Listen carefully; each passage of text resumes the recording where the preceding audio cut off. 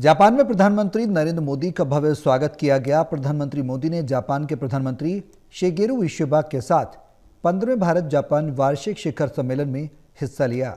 इस दौरान दोनों देशों के बीच कई महत्वपूर्ण समझौतों पर हस्ताक्षर किए गए, जो भारत जापान की रणनीतिक साझेदारी को और मजबूत करेंगे।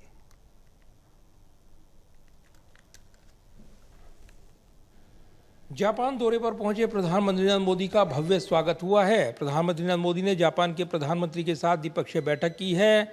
भारत जापान शिखर वार्ता के दौरान दोनों देशों ने महत्वपूर्ण मुद्दों पर चर्चा की है। इस दौरान भारत और जापान के बीच महत्वपूर्ण समझौते हुए हैं।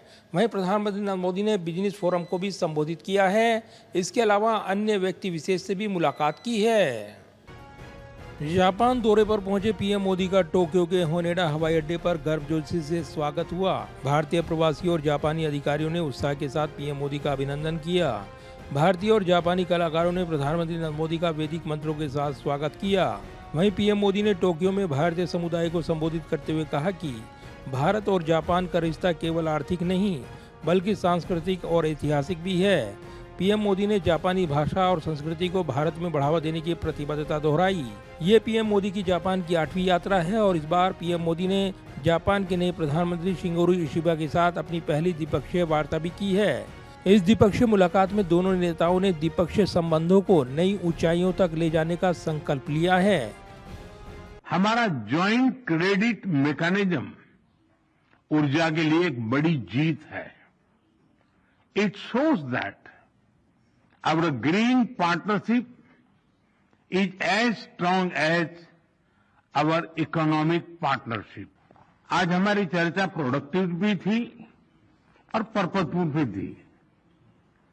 हम दोनों एकमत है कि विश्व की दो बड़ी अर्थव्यवस्थाओं और जीवंत लोकतंत्रों के रूप में हमारी साझेदारी केवल दोनों देशों के लिए ही नहीं बल्कि वैश्विक शांति और स्थिरता के लिए भी अत्यंत महत्वपूर्ण है।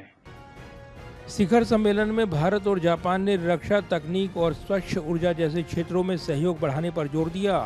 सेमीकंडक्टर और आर्टिफिशियल इंटेलिजेंस (AI) के क्षेत्र में सहयोग को लेकर एक अहम समझौता हुआ। जापान ने अगले दशक में भारत में 10 ट्रिलियन येन यानी करीब 68 बिलियन अमेरिकी डॉलर के निवेश की प्रतिबद्धता जताई है। ये निवेश भारत के मैन्युफैक्चरिंग और तकनीकी क्षेत्रों को गति देगा। दोनों नेताओं ने हिंद प्रशांत क्षेत्र में शांति और स्थिरता के लिए क्वाड मंच के महत्व पर भी चर्चा की है। भारत इस साल क्वाड शिखर सम्मेलन की मेजबानी करेगा और इसकी तैयारियों पर भी विचार विमर्श हुआ है। इसके अलावा सांस्कृतिक आदान प्रदान और लोगों के बीच संपर्क को बढ़ाने पर जोर दिया गया है।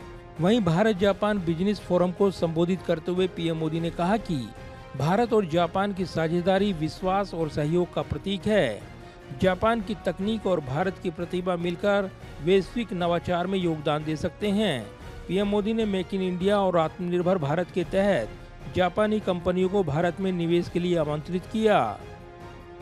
हम साथ मिलकर वही magic batteries, robotics, semiconductor, ship building और न्यूक्लियर एनर्जी में भी दोहरा सकते हैं।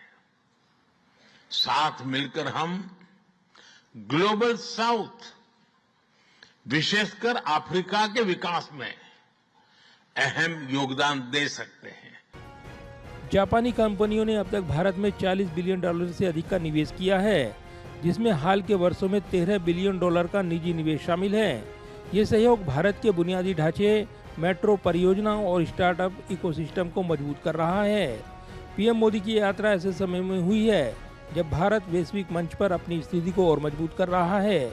वहीं अमेरिकी टैरिफ के बाद संबंध जिस तरीके से अन्य देशों के साथ भारत मजबूत करने में जुटा है, उसमें पारस्परिक सहयोगी जापान के साथ भारत के रिश्ते अहम हो गए हैं। जापान के साथ ये साझेदारी भारत की आर्थिक और रणनीतिक प्रगति में महत्वपूर्ण भूमिका निभाएगी। जाहिर है भारत और जापान के रिश्ते कूटनीतिक तौर पर काफ़ी मजबूत रहे हैं और प्रधानमंत्री नरेंद्र मोदी का ये दौरा इन रिश्तों को और मजबूती देता नजर आ रहा है। जापान के बाद प्रधानमंत्री नरेंद्र मोदी चीन का दौरा करेंगे, जहां पर वो एससीओ शिखर सम्मेलन में हिस्सा लेंगे। इस सम्मेलन में प्रधानमंत्री नरेंद्र मोदी की राष्ट्रपति शी जिनपिंग के साथ द्विपक्षीय वार्ता होगी। वहीं रूस के राष्ट्रपति व्लादिमीर पुतिन से भी अहम मुलाकात रहेगी। कैमरामैन विदर्भ के साथ प्रदीप कुमार, टोटल न्यूज, दिल्ली।